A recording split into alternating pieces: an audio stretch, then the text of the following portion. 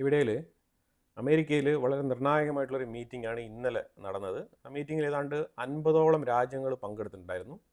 ഈ 50 രാജ്യങ്ങളെയും എന്തിനാണ് വിളിച്ചു കൂട്ടിയെന്ന് പറഞ്ഞാൽ റെയർ എർത്ത് എലമെൻസുമായിട്ട് ബന്ധപ്പെട്ട് ചൈനയ്ക്കെതിരെ പ്രത്യക്ഷത്തിൽ അമേരിക്ക ഒരു വലിയ ഒരു ശൃംഖല സൃഷ്ടിക്കുകയാണ്. അതായത് ഈ റെയർ എർത്ത് എലമെൻസുമായിട്ട് ബന്ധപ്പെട്ട് സപ്ലൈ ചെയിനിൽ ഒരു രീതിയിലുള്ള തടസ്സങ്ങളും വരാത്ത രീതിയിൽ ഇനി ഫ്യൂച്ചറിൽ കാര്യങ്ങൾ മുന്നോട്ട് നീക്കണം. അപ്പോൾ അതിന് വേണ്ടിയിട്ടുള്ള നടപടിക്രമങ്ങളാണ് അമേരിക്കയുടെ ഉള്ളിൽ തകൃതിയായിട്ട് നടക്കുന്നത്. അതായത് ഇത്രയും കാലം പറഞ്ഞുകൊണ്ടിരുന്നതിലുപരിയായിട്ട് ഈ താരിഫൊക്കെ ഇട്ട് ചൈനയെ വരുത്തി കാര്യങ്ങളൊക്കെ ഇങ്ങനെ ഒരു മത്സരം എന്നുള്ള നിലയിൽ ഓപ്പണായിട്ട് വൈകാരികമായിട്ട് പ്രതികരിക്കുന്ന ഡൊണാൾഡ് ട്രംപിനെയാണ് നമുക്ക് കാണാൻ കഴിഞ്ഞിരുന്നത്. പക്ഷേ ഇന്നലെയാണ് ആ വിഷയത്തിൽ കാര്യപ്രാപ്തിയോടുകൂടി അമേരിക്കയുടെ സൈഡിൽ നിന്നും ഒരു നടപടിക്രമം എന്നുള്ള നിലയിൽ ഒരു പ്രൊസീജിയർ നടന്നിരിക്കുന്നത്. ഇപ്പോൾ ഈ ഒരു പ്രോജക്റ്റ് ശരിക്കും ഈ റെയർ എർത്ത് എലമെൻസുമായിട്ട് ബന്ധപ്പെട്ട വിഷയത്തിൽ ഇന്ത്യ ഉൾപ്പെടെയുള്ള രാജ്യങ്ങളെ ശക്തമായ രീതിയിൽ അണിനിരത്തിക്കൊണ്ട് ചൈനയുടെ റെയർ എർത്ത് മിനറൽസ് മോണോപോളിയെ തകർക്കാൻ വേണ്ടിയിട്ട് കാര്യമായ രീതിയിലൊരു തീരുമാനം അമേരിക്ക എടുത്തിട്ടുണ്ട്. അത് വളരെ അപ്രീഷിയേറ്റബിൾ ആണ്, വളരെ നല്ല തീരുമാനമാണ്. അതിനെ തുടർന്നാണ് ഡൊണാൾഡ് ട്രംപ് ഷീ ജിൻപിങ്ങിനെ വിളിച്ച് സംസാരിക്കുന്നത് പ്രധാനമായിട്ടും ഈ റെയർ എർത്ത് എലമെൻസുമായിട്ട് ബന്ധപ്പെട്ട വിഷയത്തിൽ ചൈന റെസ്ട്രിക്ഷൻസോട് കൂടിയാണല്ലോ ഇത് കയറ്റി അയച്ചുകൊണ്ടിരിക്കുന്നത്. അപ്പോൾ ഈ റെസ്ട്രിക്ഷൻ ഇങ്ങനെ നിലനിൽക്കുന്ന പശ്ചാത്തലത്തിൽ അമേരിക്കയും ചൈനയും തമ്മിൽ ഒരു ധാരണയിലെത്തിയിട്ടുണ്ട്. ആ ധാരണ എന്ന് പറഞ്ഞാൽ ഇപ്പം ചൈനയ്ക്ക് നിലവിൽ 37% താരിഫാണ്. ഈ താരിഫ് നവംബർ 2026 വരെ തുടരും. അപ്പോൾ അതുപോലെ തന്നെ ഈ റെയർ എർത്ത് എലമെൻസ് കയറ്റുമതി ചെയ്യുന്നത് ചൈന 2026 വരെ നിലവിൽ റെസ്ട്രിക്ഷൻസ് ഒന്നും ഇല്ലാതെ എങ്ങനെയാണോ കൊടുത്തുകൊണ്ടിരിക്കുന്നത് അതേ മാതൃകയിൽ തന്നെ സപ്ലൈ ചെയ്തുകൊണ്ടിരിക്കും. അതായത് അമേരിക്കയ്ക്ക് കയറ്റി അയച്ചുകൊണ്ടിരിക്കും. ഈ വർഷം നവംബർ മാസം വരെ ഇതേ രീതിയിൽ മുന്നോട്ട് പോകാൻ രണ്ട് രാജ്യങ്ങൾ തമ്മിൽ ധാരണയായിട്ടുണ്ട്. ഇത് ഷീ ജിൻപിങ്ങും ഡൊണാൾഡ് ട്രംപ് സംസാരിച്ച് ഇതിലൊരു തീരുമാനം എടുത്തിട്ടുണ്ട്. ചൈന, ഇന്ത്യ പോലത്തെ രാജ്യങ്ങളെ ഇനിയിപ്പോൾ ഈ താരിഫ് ഭീഷണിയിലേക്ക് കൊണ്ടുവരേണ്ട എന്നുള്ളതാണ് അമേരിക്കയുടെ തീരുമാനം. അതിനെ തുടർന്ന് പാക് സിലിക്ക എന്ന് പറഞ്ഞുള്ള ആ ഒരു ഫോറം, അതൊരു പ്രോജക്റ്റും കൂടിയാണ്. ഈ പാക് സിലിക്ക ഫോറത്തിൽ ഈ ഒഫീഷ്യലി മെമ്പറായിട്ട് പ്രഖ്യാപിച്ചിരിക്കുകയാണ്. ഇതിനകത്ത് ഇന്ത്യ മാത്രമല്ല, ഇതിനകത്ത് കുറച്ച് രാജ്യങ്ങളുണ്ട്. ആ രാജ്യങ്ങൾ പ്രധാനമായിട്ടും പാക് സിലിക്കയിൽ പ്രധാനമായിട്ട് അമേരിക്ക കൂട്ടിച്ചേർത്തിരിക്കുന്ന രാജ്യങ്ങളിൽ ഇസ്രായേലുണ്ട്, ഇന്ത്യയുണ്ട്, ഓസ്ട്രേലിയ, ജപ്പാൻ, സൗത്ത് കൊറിയ. ഇത്തരം രാജ്യങ്ങളാണ് ഈ പാക് സിലിക്കയിൽ ഇപ്പം മെമ്പറായിട്ടുള്ളത്. ഈ പാക് സിലിക്ക എന്ന് പറയുന്നത് ഡിജിറ്റൽ ഡിറ്ററൻസ്, അതാണ് അമേരിക്ക ഉദ്ദേശിക്കുന്നത്. ഡിഫൻസ് സെക്യൂരിറ്റി, അതുപോലെ ഓയിൽ ട്രാൻസ്പോർട്ടേഷൻ, അതിൻ്റെ ഗതാഗത മാർഗ്ഗങ്ങൾ എന്ന് പറയുമ്പോഴത്തേക്കും ജിയോ പൊളിറ്റിക്കലി വളരെ പ്രാധാന്യമുള്ള ഏരിയ ആയിട്ട് കരുതപ്പെടുന്നത് സ്ട്രൈറ്റ് ഓഫ് ഹോർമസ്, അതുപോലെ തന്നെ റെഡ് സീയുടെ ഏരിയ, ഇതൊക്കെ വളരെ തന്ത്രപ്രധാന മേഖലകളായിട്ടാണ് ഇത്രയും നാളും അറിയപ്പെട്ടുകൊണ്ടിരുന്നത്. അങ്ങനെ തന്നെയാണ് അത് ഹാൻഡിൽ ചെയ്തിരുന്നത്. ഇപ്പം നിലവിലെ ജിയോ പൊളിറ്റിക്സിൽ ഒരുപാട് മാറ്റം സംഭവിച്ചിട്ടുണ്ട്. നിലവിലെ തുടർച്ചയായിട്ട് നടന്നുകൊണ്ടിരിക്കുന്ന യുദ്ധങ്ങളെല്ലാം തന്നെ ഈ ഏരിയകൾക്കുള്ള ഇമ്പോർട്ടൻസ് ഇച്ചിരി കുറച്ചിട്ടുണ്ട്. ഇതിൻ്റെ പ്രാതിനിധ്യത്തിൽ ഇച്ചിരി കുറവ് നേരിടുന്നുണ്ട്. കാരണം ഇത് ഇല്ലാതെയും നമ്മൾക്ക് ട്രാൻസ്പോർട്ടേഷൻ ചെയ്ത് ജീവിക്കാൻ പറ്റും, സർവൈവ് ചെയ്യാൻ പറ്റും എന്നുള്ളൊരു സാഹചര്യത്തിലേക്ക് പലപ്പോഴും മറ്റുള്ള രാജ്യങ്ങളെ പഠിപ്പിച്ചിട്ടുണ്ട്, ബോധ്യപ്പെടുത്തിയിട്ടുണ്ട്. അപ്പോൾ അതിൻ്റെ അടിസ്ഥാനത്തിൽ അമേരിക്ക വീണ്ടും AI ടെക്നോളജിയുമായിട്ട് ബന്ധപ്പെട്ടാണ് ഈ ഡിജിറ്റൽ ഡിറ്ററൻസ് എന്ന് പറഞ്ഞ ഈ ഒരു പ്രോജക്റ്റ്, ഇതൊരു ഹിഡൻ പ്രോജക്റ്റാണ്. പക്ഷേ അതേ സമയത്തിൽ അമേരിക്ക വളരെ നിർണായകമായിട്ടുള്ള തീരുമാനങ്ങൾ എടുത്തുകൊണ്ട് AI ഒരു ബിസിനസ് മാത്രമല്ല, ശരിക്കും അത് ഒരു സ്ട്രാറ്റജിക് ഇൻഫ്രാസ്ട്രക്ചർ എന്നുള്ള നിലയിലാണ് അവർ ഇതിനെ കാണുന്നത്. ആർട്ടിഫിഷ്യൽ ഇൻ്റലിജൻസ് കൈകാര്യം ചെയ്യുന്ന മേഖലയിലും അമേരിക്കയ്ക്ക് പൂർണ്ണമായിട്ടുള്ള ഡോമിനൻസ് വേണമെന്നാണ് അമേരിക്ക ആഗ്രഹിക്കുന്നത്. അപ്പോൾ ഇന്നത്തെ പവർ ഷിഫ്റ്റ് എങ്ങോട്ടാണെന്ന് പറഞ്ഞു കഴിഞ്ഞാൽ AI technology, computer chips, data centres, അതുപോലെ ഡിജിറ്റൽ നെറ്റ്വർക്ക്, ഇത്തരം മേഖലകളാണ് ഏറ്റവും കൂടുതൽ അമേരിക്ക ഫോക്കസ്ഡ് ആയിട്ട് കാണുന്നത്. ആർട്ടിഫിഷ്യൽ ഇന്റലിജൻസിനെ ഒരു ഗ്ലോബൽ കൺട്രോൾ ചെയ്യാൻ പറ്റുന്ന ഒരു ടൂൾ ആയിട്ടാണ് അമേരിക്ക നോക്കി കാണുന്നത്. അപ്പോൾ ഈ ഡിജിറ്റൽ ഇൻഫ്രാസ്ട്രക്ചർ അഥവാ ഈ ഒരു സ്ട്രാറ്റജിക് ഇൻഫ്രാസ്ട്രക്ചർ AIക്ക് വേണ്ടിയിട്ട് അലൈഡ് കൺട്രീസ്, അതുപോലെ തന്നെ എനിമി കൺട്രീസ്, ഇങ്ങനെ ഒരു വേർതിരിവ് ഉണ്ടാക്കിക്കൊണ്ട് അമേരിക്ക ബിൽഡ് ചെയ്യാനാണ് ശ്രമിക്കുന്നത്. കാരണം ഇന്നത്തെ സാഹചര്യത്തിൽ ഒരു രാജ്യം മാത്രം ശ്രമിച്ചതുകൊണ്ട് AI ടെക്നോളജിയിൽ അത്രമേലൊരു ആധിപത്യം ഉണ്ടാക്കാൻ അമേരിക്കയ്ക്ക് സാധിക്കില്ല. അത് അമേരിക്ക തിരിച്ചറിയുന്നുണ്ട്. അതുകൊണ്ടാണ് അവർ അലൈഡ് കൺട്രീസ്, അതേപോലെ നോൺ അലൈഡ് കൺട്രീസ് എന്ന് പറഞ്ഞിട്ട് രണ്ട് ഗ്രൂപ്പായിട്ട് ഇതിനെ വേർതിരിക്കുന്നത്. അപ്പോൾ അതിൽ ഇന്ത്യയെ അലൈഡ് കൺട്രീസിൽ ഉൾപ്പെടുത്താൻ വേണ്ടിയിട്ടുള്ള ശ്രമമാണ് അമേരിക്ക നടത്തിക്കൊണ്ടിരിക്കുന്നത്. അപ്പം അങ്ങനെ നോക്കുമ്പോഴത്തേക്കാണ് ഫിസിക്കൽ പവറിന് ബദലായിട്ട് ഒരു ഡിജിറ്റൽ പവർ സിസ്റ്റം ക്രിയേറ്റ് ചെയ്യാനുള്ള ശ്രമത്തിലാണ് അമേരിക്ക. അത് നമ്മൾ മനസ്സിലാക്കേണ്ടത് എന്താണെന്ന് പറഞ്ഞാൽ എത്രമാത്രം ഡീപ്പ് റൂട്ടഡ് ആണ് അമേരിക്ക ഓരോ കാര്യങ്ങളും ചെയ്യുമ്പോഴത്തേക്കും അതിൻ്റെ ഡെപ്തിൽ ആലോചിച്ച് കാര്യങ്ങൾ ബിൽഡ് ചെയ്യുന്നത് എന്നുള്ളതാണ് മനസ്സിലാക്കേണ്ടത്. അതായത് പണ്ട് എങ്ങനെയാണോ അമേരിക്ക ഓരോ കാര്യങ്ങളിലും കൃത്യത പുലർത്തി അവർക്ക് വേണ്ട വിധത്തിൽ കാര്യങ്ങൾ വളച്ചൊടിച്ച് ഇൻഫ്ലുവൻസ് ചെയ്ത് അമേരിക്കയെ നെറുകയിൽ എത്തിക്കാൻ വേണ്ടിയിട്ട് ഓരോ കാര്യങ്ങളും ചെയ്തിരുന്നത്. അതുപോലെ ആർട്ടിഫിഷ്യൽ ഇന്റലിജൻസിലും അമേരിക്കയ്ക്ക് ഒരു പൂർണ്ണ ആധിപത്യം വേണമെന്ന് അമേരിക്ക ആഗ്രഹിക്കുന്നുണ്ട്. അത് ലോങ് ടേം ഗോളാണ്. അപ്പോൾ ഇതിലേക്കാണ് കമ്പ്യൂട്ടർ പവർ എന്ന് പറയുന്ന ഹാർഡ്വെയർ സിസ്റ്റത്തിൽ ഏറ്റവും കൂടുതൽ ഡോമിനേഷൻ നേടാനും ചിപ്പ് ഉൽപ്പാദനത്തിൽ നമ്പർ 1 ആവാനും പുതിയ ടെക്നോളജികൾ ഇൻബിൽഡ് ചെയ്തുകൊണ്ടുള്ള ചിപ്പ് ഇറക്കുമതി ചെയ്യാനും എനർജിയും അതിന്റെ പ്രോസസ്സിംഗ് യൂണിറ്റുമായിട്ട് ബന്ധപ്പെട്ടുള്ള ഡേറ്റാ സെന്ററുകൾ സ്ഥാപിക്കാനും എല്ലാം തന്നെ തുനിഞ്ഞിറങ്ങിയിരിക്കുന്നത്. അഡ്വാൻസ്ഡ് AI മോഡൽസ് ഒന്നും തന്നെ മാസീവായിട്ടുള്ള ഇൻഫ്രാസ്ട്രക്ചർ ഇല്ലാണ്ട് നിലനിൽക്കുകയില്ല. ഇത് വളരെ സത്യസന്ധമായിട്ടുള്ള കാര്യമാണ്. ഏത് തരത്തിലുള്ള ഒരു AI മോഡലാണെന്നുണ്ടെങ്കിൽ അതിന് ശക്തമായ രീതിയിലുള്ള ബാക്കപ്പ്. ഈ ബാക്കപ്പ് എന്ന് ഉദ്ദേശിക്കുന്നത് ഡേറ്റാ സെന്റർ അഥവാ സെർവറുകൾ. ഈ സെർവറുകളുടെ ഉള്ളിലാണ് ഈ ഡേറ്റ സേവ് ആകുന്നത്. അപ്പം ഹ്യൂജ് ഡേറ്റ സേവ് ചെയ്യാൻ വേണ്ടിയിട്ടുള്ള മാസീവായിട്ടുള്ള ഡേറ്റാ സെന്റർ ബിൽഡപ്പ്, അതിനെ ചിപ്പുകളെ തണുപ്പിക്കാൻ വേണ്ടിയിട്ടുള്ള കൂളിംഗ് സിസ്റ്റം 24/7 പ്രവർത്തിക്കണം. കണ്ടിന്യൂസ് ആയിട്ട് അതിന് സപ്ലൈ കിട്ടിക്കൊണ്ടിരിക്കണം, power supply, energy. Power interruption ഇല്ലാത്ത രീതിയിൽ വേണം ഡേറ്റാ സെന്റർ പ്രവർത്തിക്കാൻ. ഇത് വളരെ വളരെ സീരിയസ് ആയിട്ട് ഹാൻഡിൽ ചെയ്യേണ്ട ഒരു മാറ്ററാണ്.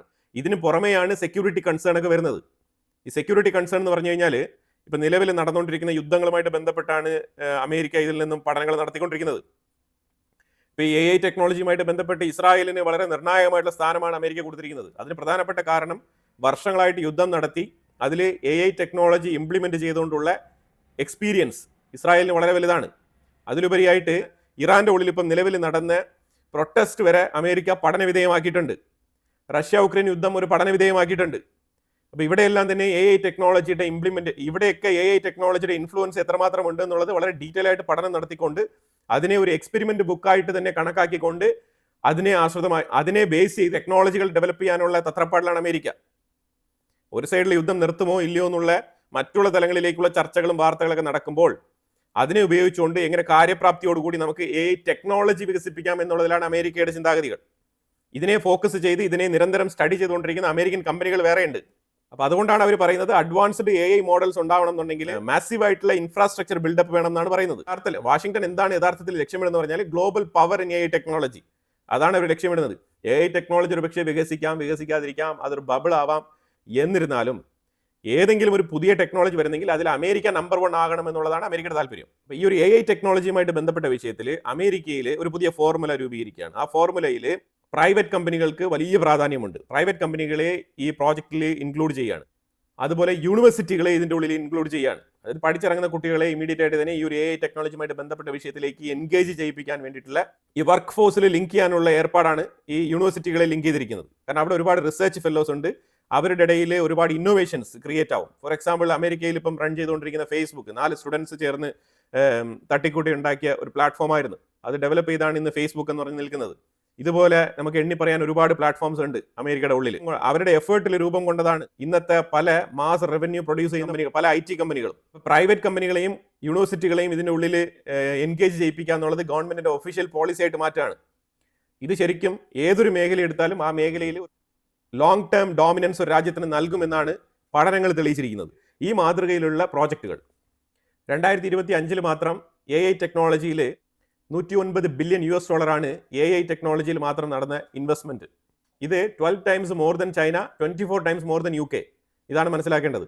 ഇത് എന്തിനാണെന്ന് പറഞ്ഞാൽ മാസീവ് ആയിട്ടുള്ള ഡേറ്റാ സെന്റർ നിർമ്മിച്ച് US-ലുള്ള വിദ്യാർത്ഥികളെ ആ ഡേറ്റാ സെന്ററിൽ തന്നെ എൻഗേജ് ചെയ്യിപ്പിച്ച് പണിയെടുപ്പിക്കാനും അവിടെ നിന്ന് പ്രൊഡക്റ്റീവ് ആയിട്ടുള്ള ഇന്നോവേഷൻ ടെക്നോളജി അവതരിപ്പിക്കാനുള്ള കപ്പാസിറ്റി ആ വിദ്യാർത്ഥികൾക്ക് ഉണ്ടാക്കി കൊടുക്കാനുള്ള ഒരു സംവിധാനമായിട്ടാണ് ഇതിനെ അവർ കണക്കാക്കുന്നത്. മറ്റുള്ള പല രാജ്യങ്ങൾക്കും ഇത്രമാത്രം മാസീവ് ആയിട്ടുള്ള സ്കെയിലിൽ ചിന്തിക്കാൻ കഴിയുകയില്ല. ഇനി അഥവാ ചിന്തിച്ചാൽ തന്നെയും അതിന് വേണ്ടിയിട്ടുള്ള മുതൽ മുടക്ക് സാധ്യമല്ല. അമേരിക്ക ആകുമ്പോഴത്തേക്കും മാസീവായിട്ട് ഫണ്ട് മുടക്കാൻ ആൾക്കാരുണ്ട്. പല രാജ്യങ്ങളുടെയും പ്രശ്നം ഫണ്ടാണ്. നിലവിൽ അമേരിക്കയ്ക്കെതിരെ ചിന്തിക്കുന്ന രാജ്യങ്ങളൊക്കെ ഉദ്ദേശിക്കുന്ന പറഞ്ഞാൽ ഇതിനെ പ്രധാനമായിട്ടും വെസ്റ്റ് ഏഷ്യയിലും അതേപോലെ ഗ്ലോബൽ സൗത്തിലും പെട്ട രാജ്യങ്ങളിൽ ചില രാജ്യങ്ങൾ ഇതിനെ നോക്കിക്കാണുന്നത് ഡിജിറ്റൽ ഇമ്പീരിയലിസം അഥവാ ഒരു ഡിജിറ്റൽ ഡോമിനൻസ് എന്നൊക്കെയാണ് ഇതിനെ വിശേഷിപ്പിക്കുന്നത്. ഇതിനു മുമ്പ് കൺട്രോൾ എന്ന് പറയുന്നത് വാർഷിപ്പുകളിലൂടെയും അതുപോലെ സാങ്ഷൻസ്, ഉപരോധങ്ങളിലൂടെയും ആയിരുന്നുവെങ്കിൽ ഇപ്പം നിലവിൽ അത് ആൽഗോരിതം ആൻഡ് സെർവേഴ്സ് എന്ന് മാറിയിരിക്കുകയാണ്. ആൽഗോരിതത്തിലും സെർവേഴ്സിലുമായിട്ട് മാറുകയാണ് യുദ്ധങ്ങൾ. ഇതിനൊരു ഉദാഹരണമായിട്ട് അവർ ചൂണ്ടിക്കാണിക്കുന്നത് ഇറാൻ അവരുടെ റെസിസ്റ്റൻസ് ഫോഴ്സിനെ കമ്മ്യൂണിക്കേറ്റ് ചെയ്യുന്നതും അവരുമായിട്ട് കോൺടാക്ട് ചെയ്യുന്നതും, അതുപോലെ ഇപ്പോൾ നിലവിൽ ഇറാന്റെ ഉള്ളിൽ ഉണ്ടായ ഒരു പ്രതിഷേധം, അതിനെ ഇറാൻ അടിച്ചമർത്താൻ എടുത്ത തീരുമാനങ്ങൾ, എങ്ങനെയാണ് അവർ ഇന്റർനെറ്റ് ശൃംഖലയെ അവർ ബ്ലോക്ക് ചെയ്തത്, അതുകൊണ്ട് അവർക്ക് വളരെ എളുപ്പത്തിൽ തന്നെ ഈ ഒരു പ്രതിഷേധത്തിനെ അടിച്ചമർത്താൻ സാധിച്ചു. ഇതെല്ലാം തന്നെ ഉദാഹരണമായിട്ട് അമേരിക്കയുടെ ഈ റിപ്പോർട്ടിൽ പറയുന്നുണ്ട്. അതുപോലെ തന്നെ ഡേറ്റാ സെന്റർ നിയന്ത്രിക്കുന്ന ആളുകൾക്ക് കണ്ടന്റുകൾ സെഗ്രിഗേറ്റ് ചെയ്ത് അതിനെ തടഞ്ഞു വെക്കാൻ സാധിക്കും. അത് തന്നെ പ്രചരണങ്ങൾ പോസിറ്റീവ് ആണെങ്കിലും നെഗറ്റീവ് ആണെങ്കിലും ഒരാൾക്കെതിരെ നമ്മൾ ആ പ്രചരണം വേണ്ട എന്ന് വെച്ച് കഴിഞ്ഞാൽ അത് ഈ ഡേറ്റാ സെന്ററിന് അതിനെ തടയാൻ സാധിക്കും. ഒരാൾക്കെതിരെ വ്യാജ പ്രചരണം തുടരണമെന്നുണ്ടെങ്കിൽ അതിനെ അനുകൂലിക്കുന്ന തരത്തിലുള്ള പോസ്റ്റുകളെയൊക്കെ പ്രൊമോട്ട് ചെയ്യാൻ സാധിക്കുന്നതാണ്. അപ്പോൾ അതായത് ചുരുക്കി പറഞ്ഞു കഴിഞ്ഞാൽ ഒരു യുദ്ധത്തിനെ സ്വാധീനിക്കാൻ കഴിയും, അതുപോലെ തന്നെ ഒരു യുദ്ധം ക്രിയേറ്റ് ചെയ്യാൻ കഴിയും, വ്യാജമായിട്ട് ഒരു വ്യക്തിയെ ടാർണിഷ് ചെയ്യാൻ കഴിയും, നല്ലതിനും അതിനെ ഉപയോഗിക്കാൻ കഴിയും, മോശപ്പെട്ട പ്രവർത്തികൾക്കും അതിനെ ഉപയോഗിക്കാൻ കഴിയും. ഇതാണ് യുദ്ധങ്ങൾ വാർഷിപ്പുകളിൽ നിന്നും ആൽഗോരിതത്തിലേക്കും സെർവറുകളിലേക്കും മാറുന്നു എന്ന് പറയുന്നതിന്റെ ഉദാഹരണമായിട്ട് പല വിഷയങ്ങൾ ഇവിടെ പറയുന്നുണ്ട്. അതായത് ഇപ്പം ഇസ്രായേൽ പാലസ്തീൻ യുദ്ധം, അതിനെയാണ് ഇതിനകത്ത് എക്സാമ്പിൾ ആയിട്ട് പറഞ്ഞിരിക്കുന്നത്. പാലസ്തീനിലുള്ള വിഷയങ്ങളെ വേണമെങ്കിൽ തടഞ്ഞു നിർത്താൻ കഴിയും. അതേപോലെ പാലസ്തീനിലുള്ള ഗാസയിലെ വിഷയങ്ങളെ ഓവറായിട്ട് എക്സാജറേറ്റ് ചെയ്ത് അതിനെ പ്രചരിപ്പിക്കാനും മറ്റൊരു കൂട്ടർക്ക് സാധിക്കുന്നുണ്ട്. അപ്പോൾ ഇനി രാജ്യങ്ങൾ ഓരോരുത്തരും അവരുടേതായിട്ടുള്ള ഡേറ്റാ സെന്ററുകൾക്ക് പ്രാധാന്യം കൊടുത്ത് അവരുടെ ഡേറ്റകൾക്ക് കോൺഫിഡൻഷ്യാലിറ്റി കൊണ്ടുവന്നിട്ട് അതിലൂടെ അവർക്ക് വേണ്ട കാര്യങ്ങൾ ലോകത്തെ അറിയിക്കാൻ അവർക്ക് സാധിക്കും എന്നുള്ളതാണ് ഇതിന്റെ ഒരു പ്രത്യേകത. തന്നെ അതായത് ഈ ഗാസ വിഷയത്തിനെ തന്നെ രണ്ട് വിധത്തിലാണ് ഇവിടെ ഈ ഒരു എക്സാമ്പിൾ ആയിട്ട് ചൂണ്ടിക്കാണിക്കുന്നത്. ഇത് വളരെ ബുദ്ധിപൂർവ്വം അമേരിക്ക നടപ്പിലാക്കാൻ ഉദ്ദേശിക്കുന്ന ഒരു പദ്ധതിയാണ്. അപ്പോൾ അതുകൊണ്ട് ഗ്ലോബൽ ഡേറ്റാ സെന്റർ അമേരിക്കയുടെ കൺട്രോളിൽ വരണം എന്നാണ് അമേരിക്ക ആഗ്രഹിക്കുന്നത്.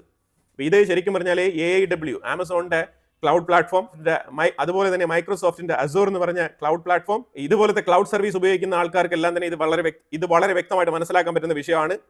ഇതിലൂടെ ലോക നിയന്ത്രണം കൈക്കലാക്കാൻ കഴിയുമെന്നുള്ളതാണ് യാഥാർത്ഥ്യം. ഈ AWS എന്ന് പറഞ്ഞ പ്ലാറ്റ്ഫോം ഒക്കെ എങ്ങനെ വർക്ക് ചെയ്യുന്ന അറിയാമല്ലോ. നമ്മൾ ഫോർ എക്സാമ്പിൾ നമ്മളൊരു വെബ്സൈറ്റ് റൺ ചെയ്യുന്നുണ്ടെങ്കിൽ നമ്മൾ വെബ്സൈറ്റും കാര്യങ്ങളൊക്കെ ഡിസൈൻ ചെയ്ത് കൃത്യമായിട്ട് അവരുടെ കയ്യിൽ കൊടുത്തു കഴിഞ്ഞാൽ അവർ റൺ ചെയ്തോളും ഇതിന്റെ ബാക്കപ്പും കാര്യങ്ങളെല്ലാം തന്നെ. നമ്മൾ എന്തെങ്കിലും അപ്ഡേറ്റ്സും കാര്യങ്ങളൊക്കെ നമുക്ക് വേണമെങ്കിൽ പണ്ടൊക്കെ ആണെങ്കിൽ നമ്മളൊരു വെബ്സൈറ്റ് റൺ ചെയ്യുമ്പോഴത്തേക്കും നമുക്ക് പ്രൈവറ്റ് ആയിട്ട് സെർവർ റൂം നമ്മളുടെ സെർവറിന്റെ കപ്പാസിറ്റി അനുസരിച്ച് നമ്മളുടെ സൈറ്റിന്റെ സ്പീഡും കാര്യങ്ങളൊക്കെ കൺട്രോൾ ചെയ്യാൻ സാധിക്കും. പക്ഷേ ഇപ്പോൾ നമ്മൾ ആമസോണിൽ കുറച്ച് പേ ചെയ്ത് ക്ലൗഡ് സെർവറിലേക്ക് നമ്മളുടെ വെബ്സൈറ്റിനെ മാറ്റിക്കഴിഞ്ഞാൽ, നമ്മുടെ പ്രോഗ്രാമിനെ മാറ്റിക്കഴിഞ്ഞാൽ അവരായിരിക്കും അതിന്റെ സ്പേസ് നിയന്ത്രിച്ച് കൃത്യമായിട്ട് ഫാസ്റ്റ് ആൻഡ് ഫ്യൂരിയസ് ആയിട്ട് നമ്മുടെ വെബ്സൈറ്റ് റൺ ചെയ്യാൻ അവർ ഹെൽപ്പ് ചെയ്യും. പക്ഷെ നമ്മളുടെ ഡേറ്റ അവരുടെ സെർവറിലൂടെ ആയിരിക്കും കടന്നു പോകുന്നത്. ഡീകോഡ് ചെയ്ത് കാര്യങ്ങളെല്ലാം വ്യക്തമായിട്ട് മനസ്സിലാക്കാൻ പറ്റും. AWSന് ഈ ആമസോൺ സെർവറിന് വളരെ വ്യക്തമായിട്ട് നമ്മളുടെ വെബ്സൈറ്റിന്റെ ഡേറ്റ വളരെ ഓപ്പൺ ആയിരിക്കും. അതാണ് മനസ്സിലാക്കേണ്ടത്. അപ്പോൾ അവിടെ കോൺഫിഡൻഷ്യാലിറ്റി നഷ്ടപ്പെടുകയാണ്. അപ്പോൾ ഇതിനെ മറികടക്കുന്ന രീതിയിൽ പല രാജ്യങ്ങളും അവർക്ക് വേണ്ട ക്ലൗഡ് സർവീസുകളൊക്കെ നിർമ്മിക്കാനുള്ള തത്രപ്പാടിലാണ് ഇപ്പോൾ കാര്യങ്ങൾ മുന്നോട്ട് പോകുന്നത്. പക്ഷെ അതിലാണ് ഡോമിനേഷൻ വേണം എന്ന് പറഞ്ഞിട്ട് അമേരിക്ക ഏറ്റവും കൂടുതൽ ഇൻവെസ്റ്റ്മെന്റ് അവിടെ നടത്തിയിട്ട് അതിലേക്ക് ആൾക്കാരെ കൂട്ടിച്ചേർത്ത് വർക്ക് ചെയ്യാൻ തീരുമാനിച്ചിരിക്കുന്നത്. ഇതുപോലെ ഡേറ്റാ സെന്ററുകൾ ഏറ്റവും കൂടുതൽ വേണമെന്നുണ്ടെങ്കിൽ അതിന് ഒരുപാട് ചിപ്പിന്റെ ആവശ്യമുണ്ട്. ചിപ്പ് നിർമ്മാണത്തിന് ഏറ്റവും ഇമ്പോർട്ടൻ്റ് ആണ് സിലിക്ക. ഈ പാക് സിലിക്ക എന്ന് പറഞ്ഞ ആ സംവിധാനത്തിലാണ് ഇപ്പോൾ ഇന്ത്യയെ മെമ്പർ ആക്കിയിരിക്കുന്നത്. India, Israel, Japan, South Korea, Australia with America, ഇവരാണിപ്പം ഒരു കൂട്ടായ്മയായിട്ട് ചേർന്ന് പ്രവർത്തിക്കാൻ ധാരണയായിരിക്കുന്നത്. ഇന്ത്യക്ക് ഇതൊരു നല്ലൊരു ഓപ്പർച്യൂണിറ്റിയാണ് കേട്ടോ. US കമ്പനി ആയിട്ടുള്ള NVIDIA അവർ പലതരത്തിലുള്ള AI ബൂമിങ്ങും പല രീതിയിലുള്ള ഇൻവെസ്റ്റ്മെന്റുകളൊക്കെ അവർ സ്വീകരിക്കുന്നുണ്ട്. പക്ഷേ എന്നാലും അവരുടെ റവന്യൂ എന്ന് പറയുന്നത് ഏതാണ്ട് 36 ബില്യൺ അവർ ഒരു ക്വാർട്ടറിൽ അവർ ഏൺ ചെയ്യുന്നുണ്ട്. ആ കമ്പനിയുടെ ടേൺ ഓവറോ അല്ലെങ്കിൽ ആ കമ്പനിയുടെ ഇൻവെസ്റ്റ്മെന്റിന്റെ റേഷ്യോ അല്ല പറയുന്നത്, അവരുടെ പ്രോഫിറ്റ് റവന്യൂ 36 ബില്യൺ ഒരു ക്വാർട്ടറിൽ അവർ ജനറേറ്റ് ചെയ്യുന്നുണ്ട്. ഒരു ക്വാർട്ടറിൽ അത് ജനറേറ്റ് ചെയ്യാനുള്ള കപ്പാസിറ്റി അവർക്കുണ്ടെന്നുണ്ടെങ്കിൽ തീർച്ചയായിട്ടും അമേരിക്ക കാര്യമായിട്ട് ഈ AI സെക്ടറിൽ, അതുപോലെ ചിപ്പ് മാനുഫാക്ചറിങ്ങിലും ഈ ഡേറ്റാ സെന്റർ നിർമ്മാണത്തിലും വളരെയധികം മുന്നിൽ സഞ്ചരിക്കാൻ ആഗ്രഹിക്കുന്നുണ്ട്. അതുമായിട്ട് ബന്ധപ്പെട്ട ഫൗണ്ടേഷൻ അവർ ഇട്ട് കഴിഞ്ഞു എന്നാണ് മനസ്സിലാക്കേണ്ടത്. മോഡേൺ മിലിറ്ററിയിൽ യൂസ് ചെയ്യുന്ന ഡ്രോൺ, സാറ്റലൈറ്റ്, സൈബർ ഡിഫൻസ്, മിസൈലുകൾ, ഇതിലെല്ലാം ആർട്ടിഫിഷ്യൽ ഇൻ്റലിജൻസിൻ്റെ കടന്നുവരവ് ഇനി വളരെ അനായാസം നടക്കുന്നുള്ളതാണ് മനസ്സിലാക്കേണ്ടത്. അപ്പോൾ അതിന് വേണ്ടിയിട്ടുള്ള ചിപ്പ് നിർമ്മിക്കുന്നതും ഇതേപോലത്തെ ചിപ്പ് മാനുഫാക്ചറിങ് സെന്ററുകളാണ്. ഇപ്പോൾ ഇന്ത്യയെ പാക് സിലിക്കയിൽ ഉൾപ്പെടുത്തിയത് എന്തുകൊണ്ടാണെന്ന് പറഞ്ഞാൽ ഇന്ത്യക്കുള്ളിലും അമേരിക്ക ചിപ്പ് നിർമ്മിക്കാൻ താല്പര്യപ്പെടുന്നുണ്ട്. ഡിഫൻസ് മേഖലയുമായിട്ട് ബന്ധപ്പെട്ട് ഇന്ത്യക്കുള്ളിൽ കോൺഫിഡൻഷ്യലായിട്ട് ചിപ്പ് നിർമ്മിക്കാനാണ് അമേരിക്കയുടെ താല്പര്യം. ആ മേഖലകളിലൊക്കെ ഇന്ത്യ കൃത്യമായിട്ടുള്ള സെക്യൂരിറ്റി മെഷേഴ്സ് എടുക്കേണ്ടതുണ്ട്. ചൈനയ്ക്ക് അഡ്വാൻസ്ഡ് കാറ്റഗറിയിൽപ്പെട്ട ചിപ്പുകൾ സെയിൽ ചെയ്യുന്നത് നിർത്തിവെക്കുക എന്നുള്ള തീരുമാനങ്ങളൊക്കെ എടുത്തത്. അതിനെ തുടർന്നാണ് ചൈന ഉടനെ തന്നെ ദേഷ്യം പൂണ്ട് നിങ്ങളുടെ ചിപ്പും വേണ്ട, ഒന്നും വേണ്ടെന്ന് പറഞ്ഞിട്ട് അവർ സ്വന്തമായിട്ട് ചിപ്പ് നിർമ്മിക്കുകയും ആ മേഖലയിൽ കൂടുതൽ എക്സ്പാൻഷൻ ചെയ്യാനും അവർ പദ്ധതി ഒരുക്കിയത്. പിന്നെ ഈ പാക് സിലിക്കയിൽ വളരെ നിർണായകമായിട്ടുള്ള ഒരു പാർട്ണർ കൂടിയുണ്ട്, അത് നെതർലാൻഡാണ്. കാരണം ഈ നെതർലാൻഡിനാണ് ഇപ്പോഴും നെതർലാൻഡ് തന്നെയാണ് അമേരിക്കയ്ക്കും ആഗോളതരത്തിലും ഈ ചിപ്പ് നിർമ്മാണത്തിന് വേണ്ട വളരെ ക്രൂഷ്യൽ ആയിട്ടുള്ള ഒരു മിഷനറി, ഒരു ടെക്നോളജി അവരാണ് ഷെയർ ചെയ്യുന്നത്. ആ ടെക്നോളജി അവരുടെ അടുത്ത് മാത്രമേ ഉള്ളൂ. അപ്പോൾ അതുകൊണ്ട് നെതർലാൻഡിനെ ഒഴിവാക്കിക്കൊണ്ടുള്ള ഒരു പരിപാടി നടക്കത്തില്ല. ഇപ്പോൾ യൂറോപ്പ് മേഖലയിൽ നിന്ന് നെതർലാൻഡ് മാത്രമാണ് മെമ്പറായിട്ട് അമേരിക്ക ഉൾപ്പെടുത്തിയിരിക്കുന്നത്. AI ടെക്നോളജിയിൽ ഇസ്രായേൽ വളരെ നിർണായകമായിട്ടുള്ള പങ്ക് വഹിക്കുമെന്നാണ് മൊത്തത്തിൽ പറയപ്പെടുന്നത്. അതിന് പ്രധാനപ്പെട്ട കാരണം അവർക്ക് ഈ ഡിഫൻസ് മേഖലയിൽ AI ടെക്നോളജി ഇംപ്ലിമെന്റ് ചെയ്തുള്ള എക്സ്പീരിയൻസ് ഉള്ളത് കൊണ്ടാണ് ഇസ്രായേലിന് വളരെയധികം പ്രാധാന്യം ഈ ടെക്നോളജി മേഖലയിൽ അമേരിക്ക നൽകുന്നത്. ഈ അമേരിക്കയുടെ അലയൻസിലല്ലാത്ത രാജ്യങ്ങൾ ഇതിൽ വല്ലാത്ത രീതിയിലുള്ള പ്രതിസന്ധിയിൽ പെടും എന്നാണ് മനസ്സിലാക്കുന്നത്. ഈ ടെക്നോളജി ഹാൻഡ് ഓവർ ചെയ്യുന്ന വിഷയവുമായിട്ട് ബന്ധപ്പെട്ട് അവർക്ക് അവഗണന നേരിടാനുള്ള സാധ്യതയുണ്ട്. അതുപോലെ തന്നെ പല സാഹചര്യങ്ങളിലും സാങ്ഷൻസും അപ്ലൈ ചെയ്തേക്കാം, ഉപരോധങ്ങളും അവർക്കെതിരെ അമേരിക്ക ഏർപ്പെടുത്തിയേക്കാം. ഇപ്പോൾ വരും കാലങ്ങളിൽ ഇലക്ഷനെ വരെ സ്വാധീനിക്കാനുള്ള ഒരു കാൻഡിഡേറ്റിനെ വെള്ളപൂശാനും അതേസമയം ഒരു കാൻഡിഡേറ്റിനെ താറടിക്കാനും എല്ലാം ഈ ഡേറ്റാ സെന്ററുകളുടെ സ്വാധീനം വളരെ വലുതാണ്. ആർട്ടിഫിഷ്യൽ ഇന്റലിജൻസിന്റെ അഥവാ ആൽഗറിതത്തിന്റെയും ഈ സെർവറുകളുടെയും പ്രാതിനിധ്യം ഇലക്ഷനിൽ ഇനി ഉടനീളം നമുക്ക് കാണാൻ കഴിയും. ഇപ്പം കമ്പ്യൂട്ടർ ആൻഡ് ഡിജിറ്റൽ ആ മേഖലയും എനർജി മേഖലയും തമ്മിൽ വല്ലാത്ത രീതിയിലൊരു ബന്ധത്തിലാണ്. കാരണം അതില്ലെങ്കിൽ ഇതില്ല എന്നുള്ള അവസ്ഥയിലാണ് ഇപ്പോൾ മുന്നോട്ട് പോകാൻ പോകുന്നത്. ഇപ്പൊ AI ബൂം എന്ന് പറയുന്നത് അമേരിക്കയുടെ ഒരു ന്യൂ ഹെജ്മണി ആണെങ്കിലും അത് യാഥാർത്ഥ്യത്തിൽ ചിന്തിക്കുമ്പോൾ അതിനേക്കാളും അപ്പുറമാണ് ശരിക്കും. അപ്പം AI ഇനിയുള്ള കാലങ്ങളിൽ പൊളിറ്റിക്കൽ പവറിനെ വരെ നിയന്ത്രിക്കാനുള്ള കപ്പാസിറ്റി ആർജിച്ച് മുന്നോട്ട് വരും. അതോടൊപ്പം ഇന്ത്യയുടേതായിട്ടുള്ള ഓൺ ഡേറ്റാ സെന്റർ നിർമ്മിക്കാനുള്ള തത്രപ്പാടിലാണ്. അതിനെ ബേസ് ചെയ്തിട്ടാണ് ഇത്തവണത്തെ ബഡ്ജറ്റ് തന്നെ നമ്മൾ പുറത്തിറക്കിയിരിക്കുന്നത്. അതായത് ഡേറ്റാ സെന്ററുകൾ നിർമ്മിക്കാനും അതിന് വേണ്ടിയിട്ടുള്ള കംപ്ലീറ്റ് ടാക്സും ഒഴിവാക്കിക്കൊണ്ട് 2047 വരെ നമ്മൾ ടാക്സ് ഒഴിവാക്കിക്കൊണ്ട് അതേപോലെ ഏവിയോണിക്സ് മേഖലയിലും അതുപോലെ തന്നെ ഡിഫൻസ് മാനുഫാക്ചറിങ് ഇൻഡസ്ട്രിയിലും ടാക്സ് ഇളവുകളൊക്കെ നൽകിക്കൊണ്ട് ആ മേഖലകളെ പ്രൊമോട്ട് ചെയ്യാൻ വേണ്ടിയിട്ടുള്ള സാഹചര്യത്തിന് വഴിയൊരുക്കുന്ന ബഡ്ജറ്റാണ് നമ്മൾ ഇത്തവണ അവതരിപ്പിച്ചിരിക്കുന്നത്. ഇപ്പൊ ഇതിനെ ബേസ് ചെയ്താണ് അമേരിക്കയിൽ എക്സ്റ്റേണൽ അഫയേഴ്സ് മിനിസ്റ്റർ ജയശങ്കറും മാർക്കോ റൂബിയും തമ്മിൽ സൈൻ ചെയ്ത റെയർ എർത്ത് എലമെന്റ്സുമായിട്ട് ബന്ധപ്പെട്ട ഡീൽ. അതുപോലെ തന്നെ നമ്മൾ പാക്സിലിക്ക എന്ന് പറഞ്ഞ അമേരിക്കയുടെ ചിപ്പ് നിർമ്മാണത്തിനുള്ള ആ ഒരു പ്രോജക്റ്റിലും നമ്മൾ മെമ്പർ ആയിരിക്കുകയാണ്. അപ്പോൾ ഇത് വളരെ നിർണായകമായിട്ടുള്ള 2 കരാറുകളാണ് നമ്മൾ ഒപ്പുവെച്ചിരിക്കുന്നത്. ഇത് ശരിക്കും പറഞ്ഞാൽ 50% താരിഫിനെ 18 വെട്ടിച്ചുരുക്കിയ അമേരിക്കയുടെ തീരുമാനത്തിനേക്കാളും വളരെ വളരെ നിർണായകമായിട്ടുള്ള 2 കരാറുകളിലാണ് ഇന്ത്യ ഒപ്പുവെച്ചിരിക്കുന്നത്. ആ കരാറുകളുമായിട്ട് ബന്ധപ്പെട്ട വിഷയമാണ് ഞാൻ ഇവിടെ ഇത്ര നേരം പറഞ്ഞു വെച്ചത്. അത് എത്രത്തോളം പ്രാധാന്യമുള്ള ഫ്യൂച്ചറിസ്റ്റിക് ആയിട്ടുള്ള ഒരു വിഷയമാണ്, അത് ഇന്ത്യയുടെ വളർച്ചയ്ക്ക് എത്ര പ്രാധാന്യമുള്ള 2 കരാറുകളാണെന്നുള്ളതാണ് നമ്മൾ മനസ്സിലാക്കേണ്ടത്. അല്ലാതെ ഇവിടെ നമ്മൾ ഈ ഇപ്പോഴും 18% താരിഫ്, റഷ്യൻ എണ്ണ, അതുപോലെ തന്നെ അഗ്രികൾച്ചർ, ഫാമിംഗ് പ്രോഡക്ട്സ് എന്നൊക്കെ പറഞ്ഞുകൊണ്ടാണ് ഇപ്പോഴും വാർത്തകളൊക്കെ പ്രചരിപ്പിക്കുന്നത്. അതും കടന്ന് കാര്യങ്ങൾ മുന്നോട്ട് പോയിരിക്കുകയാണ്. തീർച്ചയായിട്ടും ഇന്ത്യയുടെ അഗ്രികൾച്ചർ മേഖലയെ കോംപ്രമൈസ് ചെയ്തുകൊണ്ടുള്ള ഒരു കരാറുകളും ഗവൺമെന്റ് സൈൻ ചെയ്യില്ല എന്നാണ് പറഞ്ഞിരിക്കുന്നത്. അതായത് ഫ്രെയിം വർക്ക് നടന്നുകൊണ്ടിരിക്കുകയാണെന്നാണ് എക്സ്റ്റേണൽ അഫയേഴ്സ് മിനിസ്റ്റർ ജയശങ്കർ പറഞ്ഞിരിക്കുന്നത്. എന്താണെന്ന് വെച്ചാൽ ഈ താരിഫുമായിട്ട് ബന്ധപ്പെട്ട് ബൈലേറ്ററൽ ട്രേഡ് എഗ്രിമെന്റിന്റെ പൂർണ്ണ വിവരങ്ങളുമായിട്ട് ബന്ധപ്പെട്ട നെഗോസിയേഷൻസ് ഫ്രെയിം വർക്ക് നടന്നുകൊണ്ടിരിക്കുകയാണ്. അത് പുറത്തു വരാൻ കുറച്ച് ടൈം എടുക്കും, വിത്തിൻ 1 വീക്കിലൊക്കെ വരുമായിരിക്കാം. പക്ഷേ അതിലുപരിയായിട്ട് 2 വിഷയങ്ങൾ അമേരിക്കയും ഇന്ത്യയും തമ്മിൽ സൈൻ ചെയ്തിട്ടുണ്ട്. ആ വിഷയങ്ങളാണ് ഞാൻ ഈ പറഞ്ഞ പാക്സിലിക്ക, അതുപോലെ തന്നെ റെയർ എർത്ത് എലമെന്റ്സ് ഡീൽ. ഇത് രണ്ടും തന്നെ വളരെ വളരെ നിർണായകമായിട്ടുള്ള 2 ഡീലാണ് അമേരിക്കയുമായിട്ട് ഇന്ത്യക്ക് ഉണ്ടായിരിക്കുന്നത്. ഇത് തികച്ചും വ്യത്യസ്തമായ ഒരു വീഡിയോ ആണ്. ഇത് വാർത്തയല്ല, ശരിക്കും പറഞ്ഞാൽ ഇതൊരു ഫ്യൂച്ചറിസ്റ്റിക് കാഴ്ചപ്പാടോടുകൂടി അമേരിക്ക നടപ്പിലാക്കുന്ന ഒരു പ്രോജക്റ്റിന്റെ എക്സ്പ്ലനേഷനാണ് ഞാനിവിടെ തന്നത്. ഇതിനെക്കുറിച്ചുള്ള അഭിപ്രായങ്ങൾ കമന്റ് ബോക്സിൽ രേഖപ്പെടുത്തുക. കൂടുതൽ വാർത്തകളുമായിട്ട് അടുത്ത വീഡിയോയിൽ വരാം. Thank you so much.